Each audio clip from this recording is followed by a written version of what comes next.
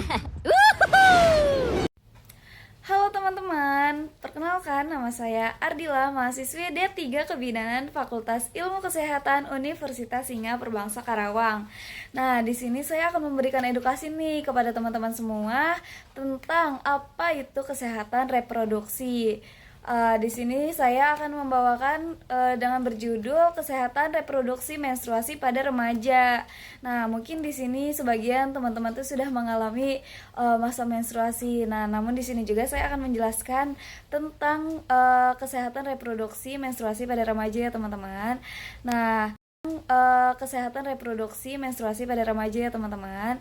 Nah, di sini teman-teman apakah sudah tahu apa itu kesehatan reproduksi? Nah, mungkin kalau teman-teman belum ada yang tahu, di sini saya akan membantu untuk menjelaskan ya. Jadi, kesehatan reproduksi adalah kondisi sehat secara psikis, sosial maupun fisik. Nah, yang berhubungan dengan fungsi, proses, dan sistem reproduksi, baik pria maupun wanita, untuk bisa bertanggung jawab dalam memelihara dan menjaga organ reproduksinya. Nah, khususnya bagi yang mengalami masa menstruasi. Nah, masa menstruasi ini kan khususnya kan untuk perempuan ya, tentu paling penting sekali untuk menjaga kesehatan reproduksi saat menstruasi teman-teman. Nah, mengingat saat menstruasi organ intim rentan sekali nih teman-teman terpapar bakteri, entah itu dari menjaga kebersihannya. Nah, di sini juga saya akan menjelaskan selanjutnya. Nah, di sini teman-teman pasti mungkin ada sebagian ya yang belum mengetahui apa itu menstruasi, dan mungkin teman-teman juga menstruasi ini hanya yang mengeluarkan darah kotor. Nah, di sini juga saya akan membantu untuk menjelaskan ya teman-teman. Jadi menstruasi itu adalah tanda pubertas yang terjadi pada wanita teman-teman. Proses menstruasi merupakan proses penyeluruh lapisan bagian dalam pada dinding rahim wanita atau endometrium. Nah, juga yang mengandung banyak pembuluh darah nih teman-teman. Dan umumnya itu berlangsung selama 5 sampai 7 hari. Nah, terus biasanya siklus menstruasi ini berlangsung hingga usia 50 tahun. Adapun pasca berhentinya itu dinamakan itu masa menopause. Nah, jadi mungkin untuk ibu-ibu tuh teman-teman nih yang sudah usianya di atas 50 tahun itu tuh sudah masa menstruasinya itu sudah mulai berhenti atau sudah mulai terhambat karena usia di atas 50 tahun itu sudah memasuki masa menopause ya teman-teman.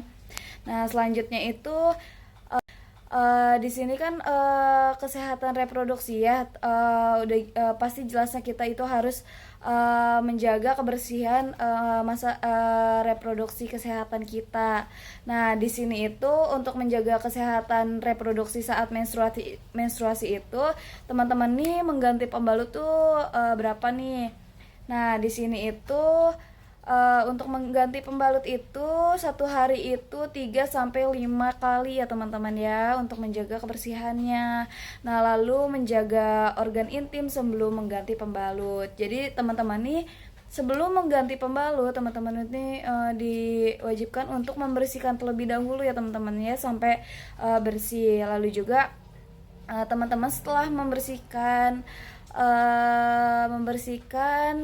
organ intim, teman-teman tuh setelah itu tuh mencuci tangan dan membuang pembalut sebelum mengganti pembalut. Nah, selanjutnya itu mengganti celana dalam nih teman-teman. Nah, di sini teman-teman nih mengganti celana dalam tuh berapa kali ya sehari. Nah, di sini saya sarankan untuk mengganti celana dalam itu 2 kali sehari ya teman-teman ya. Menggunakan celana dalam yang mudah menyerap keringat atau yang berbahan dari katun. Nah, itu sangat bagus sekali ya teman-teman ya. Lalu teman-teman nih di sini memastikan area organ intim tuh selalu kering. Nah, kalau misalkan area organ intim teman-teman tuh lembab ataupun kayak tidak nyaman, nah di situ teman-teman tuh bisa mulai mewaspadai ya, karena di situ tuh teman-teman tuh pasti merasa mudah kayak nggak nyaman gitu. Nah, untuk mengatasinya tuh teman-teman tuh bisa memakai pakaian dalam yang terbuat dari bahan katun. Nah, jadi seperti itu untuk menjaga kebersihan reproduksi saat menstruasi. Itu terjadi pada beberapa wanita ya teman-teman. Mungkin ada sebagian juga yang tidak mengalami nyeri saat menstruasi. Nah, ada yang merasakan nyeri haid itu pasti ada rasa kayak kram. Terus juga yang disebut juga itu adalah disminor teman-teman. Untuk menekankan rasa sakit itu cukup dilakukan kompres dengan air hangat nih teman-teman. Nah, teman-teman tuh kalau misalkan sakit atau nyeri atau merasa kram pada perutnya, itu teman-teman itu boleh mengompres perutnya menggunakan air hangat. Nah, terus di sini juga teman-teman tuh bisa melakukan olahraga secara teratur dan cukup istirahat. Nah, cukup istirahat ini teman-teman tuh lagi kalau misalkan lagi merasa perutnya kram, terus kayak sakit, teman-teman itu boleh istirahat dan bila perlu itu teman-teman juga melakukan olahraga secara teratur.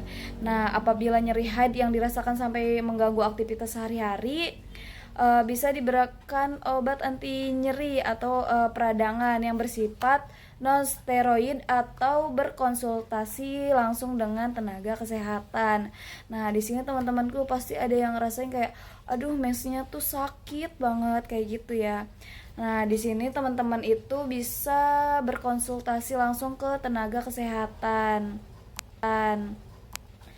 Nah, terus saat menstruasi di sini saya sarankan ya untuk meminum satu tablet penambah darah atau tablet Fe nih teman-teman. Itu mengonsumsi tablet Fe saat menstruasi itu sangat bagus sekali ya teman-teman ya.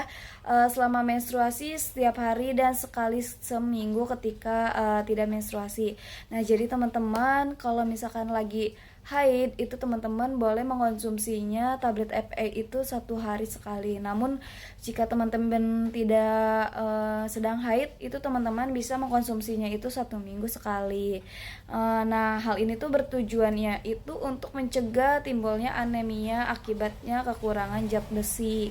Nah, jadi tablet Fe ini sangat membantu sekali ya teman-teman untuk mencegah anemia. Nah, jadi mungkin itu materi yang bisa saya sampaikan dan edukasi yang bisa saya sampaikan kepada teman-teman semua.